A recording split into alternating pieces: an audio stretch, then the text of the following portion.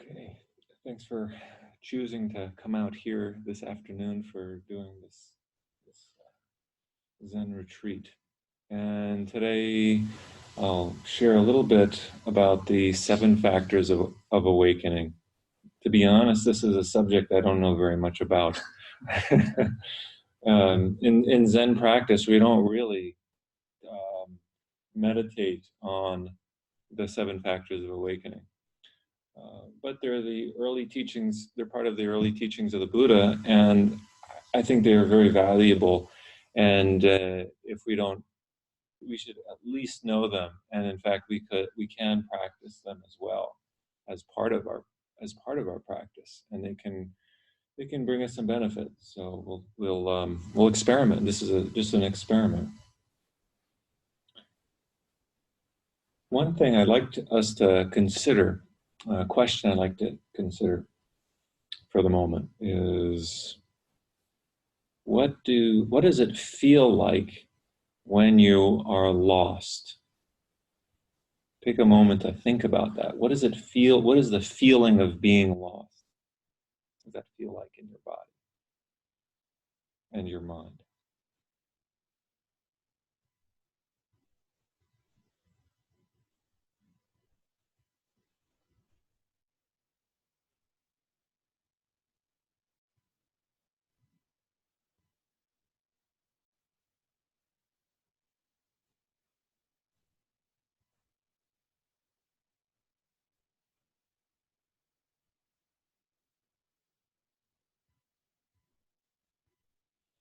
And then the next question is, how do you act when you feel lost? So there's 2 different things going on there, and it's easy to, I think, confuse the two. Right? So first question is, how do you feel? Second question is, how do you act when you feel lost? Okay, so take a moment to think about that. Just, it could be over feeling lost over a small thing, or maybe lost over something really huge.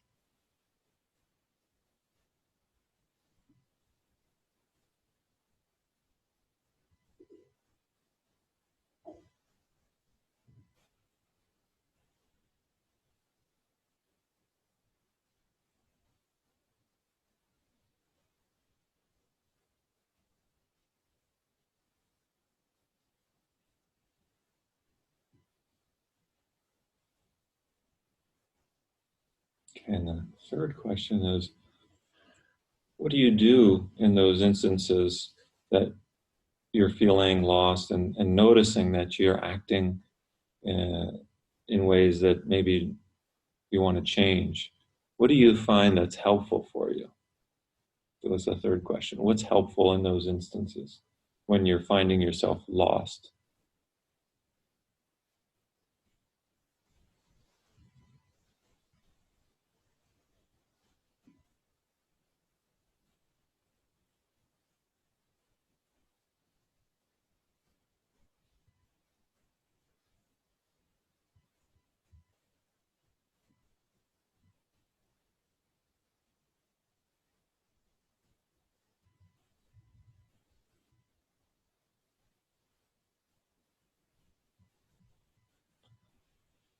Okay, then I'd like to invite you to share a little bit, maybe if you feel courageous to do that, to share, what are some thoughts, behaviors, and things that are helpful for you?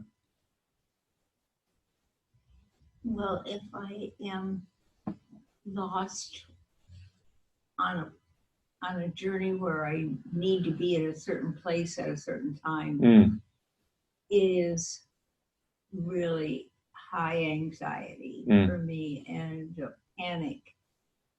And it's happened to me a couple times, especially if I have to go to a new place that I haven't only gotten the directions and I've never been there before. And if I feel a lot of anxiety, and what helps is to be found. So, by somebody else to be found? Yes, anybody. Okay. That's a great example. I think all of us can resonate with feeling like you're supposed to be at a certain place at a certain time, and you're not there, and you don't know how to get there, and you don't know where you are. Yeah. And so being found is the remedy. Yeah. And lots of anxiety that invokes. Yeah. Yeah. I feel like I sort of failed this exercise. Maybe I took it too literally, but finding my way was such a fun game with my mother as a child that it is so rare for me to be lost. And when I am, it's really exciting. Because it's like, you're in the woods, find your way out. So like it's this adventure.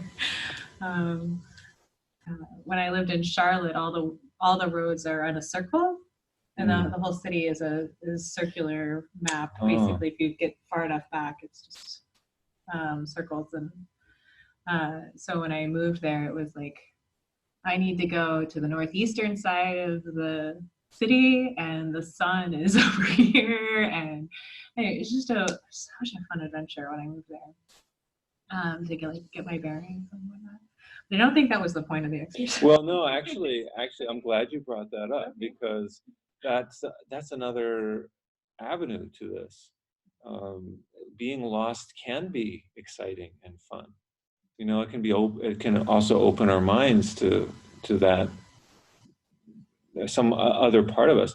And if we're really looking closely at where we are right now, I think we can all say that we're lost in this mysterious universe. You know, does anybody know where we are? And that's really, actually, that's an exciting feeling. Like, here we are on this globe spinning, and we're spinning around. We were just at the Science Center here. No, you know, you see this stuff. The Earth's going around the sun.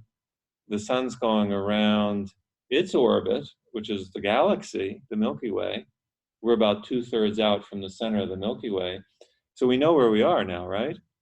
2/3 out from, yeah. And then the galaxy itself is moving around as we speak. Super cluster. It's super, yeah, it's going around. So yeah, we have no clue where we are. I mean, it's helpful to have a word like Des Moines or Ames, and that gives us a location, and that kind of gives our bearing. But when we really look further out, like where the heck are we? What do you know? We're in this mysterious, really mysterious place, this really mysterious universe. And it's easy to lose sight of that when we think we know where we are, you know. So that, but then, you know, it can be,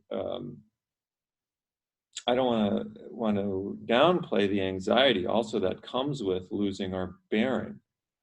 However, it can also open ourselves up to, it can also help to open ourselves up to, like, wow, where am I? And that could potentially be a very positive experience too.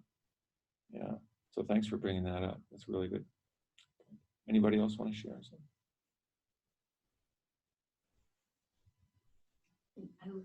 I would definitely see that there's, because I was going to say, when I don't have to be in a certain place at a certain time, being lost is fun. Then it's the having to be at a certain place at a certain time that gives me anxiety. I totally hear you. I totally hear you, because it gives us anxiety too, I think we can say. Yeah, for sure. I was thinking about what soothes me, and I was thinking that I think I'm almost at a place where I can mostly, because I would have been really afraid in the past, but just to say, well, what's going to happen, and what do I know right now, and what's the big deal, and what's the worst that can happen, and so talking to myself. Talking to yourself, great. Yeah, that's a common way that a lot of us also work with that feelings of anxiety. So I guess if we're focusing on anxiety, we have anxiety based in being, not knowing where we are, we have time constraints, then talking to ourselves can be helpful. Being found can be helpful. I'd rather be found. Yeah. Okay, so I think that the 7 factors of awakening are something that can be practiced as a means to find ourselves. And it doesn't have to, you can think of this in terms of traveling somewhere and not knowing where you're going and needing to meet a time thing, like anything that invokes anxiety. But I would also include small things like even knowing where you are. I was just had this experience, just a mini experience like this last evening. I went for a swim in the pool, just doing laps.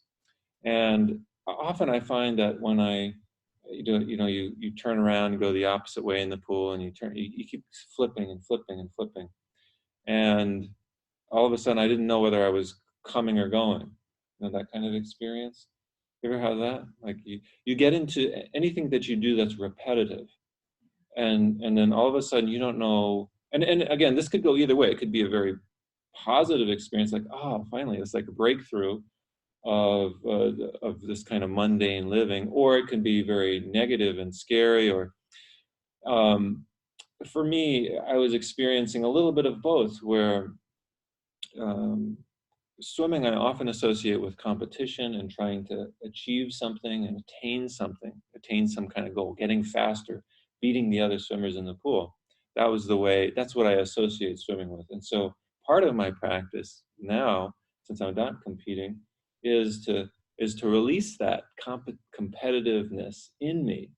And the only way I can do it is to bring myself to it and be like, and start talking to myself sometimes but also I'm finding like bringing mindfulness into, and this is the first factor of awakening, it's mindfulness, bringing mindfulness into the pool with me. So the Buddha talked about four bodily positions that you can establish mindfulness in. Sitting, like we're doing, standing is one, walking is one, lying down is the fourth one. And there's a fifth one now, swimming. You can go swimming. He wasn't a swimmer. So, and it's such a joy for me to start thinking about, as I'm swimming, instead of getting caught up in how fast I'm going or how slow I'm going, or that I got to beat the person in the other lane that's doing something completely different, whatever that means. Just like, oh, okay, my arm is moving into the water like this. I can feel different parts of my body. Now this is the mindfulness of movement that we can experience.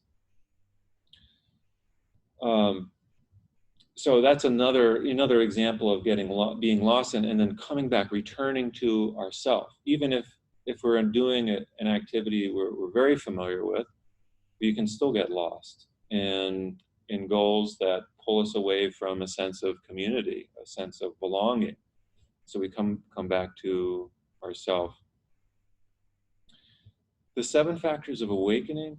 I was really happy to find a statement it was an online statement that in one of the sutras, early sutras of the Buddha, it said that the Buddha himself asked one of his students to recite the 7 factors of awakening to him while he was ill. The Buddha himself was ill, and he asked a student to recite the 7 factors of awakening. And upon the Buddha hearing the 7 factors of awakening, his illness dissipated. So even the Buddha needed to hear the 7 factors of awakening. He's the one who kind of taught about them, but he needed to hear them from somebody else. So just kind of put that in perspective. The Buddha, it kind of humanizes the Buddha. Even he needs the Dharma, right? We all, and so this is speaking to the Buddha in each of us. I'm trying to speak. I'm speaking to the Buddha in you. I'm not trying. You all have Buddha nature in you. So I'm speaking to that. So what are they? The first one I mentioned is mindfulness. And by the way, these are all So the first exercise we did here, the 5 breathing practices, those are to get us in touch with those 4 foundations of mindfulness: body, feelings, mind, and objects of mind. Objects of mind is another way of talking about everything. It's technically not just the external world, it's also the internal world. But we don't make that clear break. It's not like we're practicing and just kind of focusing in on ourselves. So those 4 foundations of mindfulness, once we get those kind of established, a foundation in there, then the 7 factors of awakening can come into play. And one sutra talks of, the Buddha gives a simile, says it's like the 7 factors, it's like a king who has a vast wardrobe, and he can wear a certain outfit in the morning, another outfit in the late morning, a third outfit in the early afternoon, a fourth outfit in the evening, and a fifth outfit at nighttime. In the same way, we can choose one of these 7 factors to wear, just like a king would choose an outfit to wear. And what are the 7? So the second one is investigation. So bringing that sense of beginner's mind into our experience, looking closer at what we're actually experiencing. Investigation, bringing curiosity to what we're doing. So the first one is mindfulness. We're mindfulness of something. So you get to choose what you're mindful of. What are you mindful of? And then bringing in that sense of inquisitiveness, curiosity, investigation. Out of investigation comes, what is it? What's the third factor? Third factor. My mind just went blank, but it'll come. Mindfulness, investigation.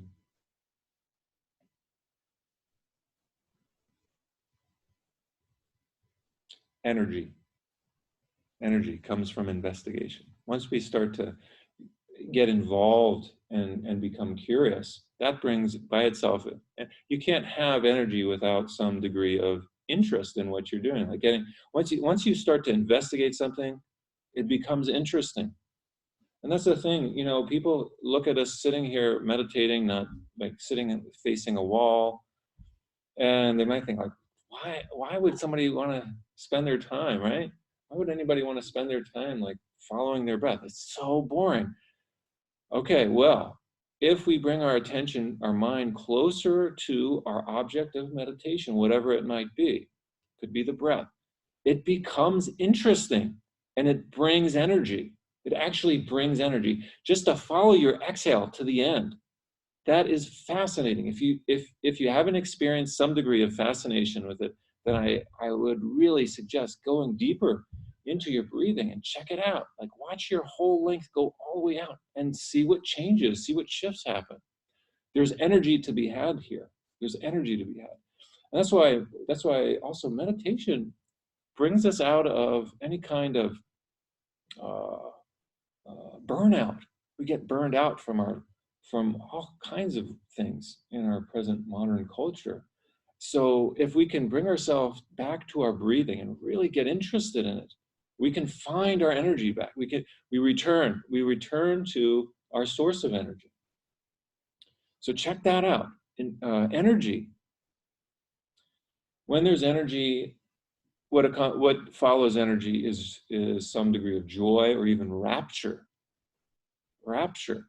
That's the word that's often translated as. It's rapture, joy, happiness. But imagine that. You can actually fall into or come to know a sense of rapture while we're sitting here. You wonder why. How do people do this for any length of time? Well, you can't do it if you're in pain. If you're in so much pain, you're like, oh, get me out of here. That's why I say, walk if you need to. Walk, lay down if you need to. You can experience rapture laying down, and probably you don't. You like we're like Puritan about it. I gotta keep going, but don't. you have a choice at every moment. In every moment, you have a choice. How do you want to be? And you can check it out. See, oh, what if I laid down right now? How'd that feel? Would you feel some bliss? Are you not supposed to feel bliss in your practice? Are you not supposed to feel joy? That's your choice. You can if you, sometimes it's a matter, sometimes it's difficult, no doubt. Sometimes it's a matter of allowing ourselves to experience that kind of joy. We also need to temper it though, too. And that's where the fifth factor comes in, and that is calm. Calm abiding. Being able to calm ourselves down, too. Because rapture can bring us way out of our body. And so with calm, we return. So that there's some play. There's some play in our body mind. Calming down. Out of calmness comes concentration, the sixth factor of awakening. We can more easily concentrate on our object of attention with more ease. So all of these factors are building on each other. They're feeding each other. You can see them at play here in Zazen. If you're doing Zazen, we might not, in Zazen, when you're doing Zazen, you may not be thinking about, it's kind of also, in a sense, we're splitting our practice apart, trying to see, oh, this is this factor, this is that factor, and it involves a little bit of our intellect. So we need to work with this. And here's my suggestion before I get to the seventh factor. My suggestion is when you're sitting, if you're finding your practice really dull, you're just sitting, and you're finding like, what am I doing here? That's a perfect time to begin focusing on one of these factors of awakening and see how it fits, like a suit. How well does it fit your spiritual body at this moment? And if it doesn't work for you, go to the next one. And try it on, see how it fits. If you're enjoying Zazen, then don't bother with these seven factors. Just do Zazen, just get rid of it and just enjoy sitting. Just be. So making that distinction, we can start to use skillful means in our meditation practice. But this is not just for when we're sitting on a cushion, right? It's also in our daily life, and whatever we happen to be doing, you can bring up these seven factors and see, when we're lost, in particular, when we're finding ourselves lost. Okay, what were those seven factors? You may not be able to think about them. You may not be able to think about them when you're lost. It may be already too late.